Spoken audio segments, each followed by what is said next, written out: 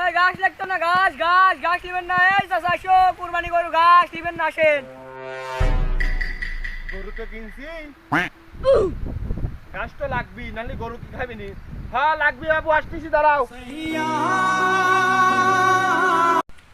ঘাস তো ভালোই দেখতেছি, আমার তো কুরবানি দেবো, গরু তো স্বাস্থ্য লাগবি, ভালো কি খাবি পারবি না গরু?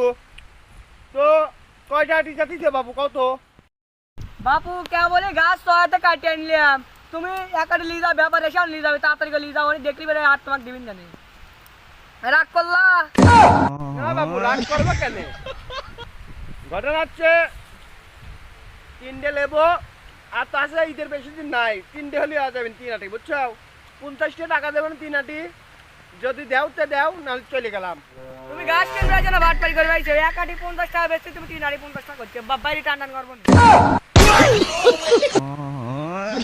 ভাই হয়েছে কি, আমার কাছে 50 টাকার বেশি নাই, সেই জন্য করলাম একটু বাটপারি করি।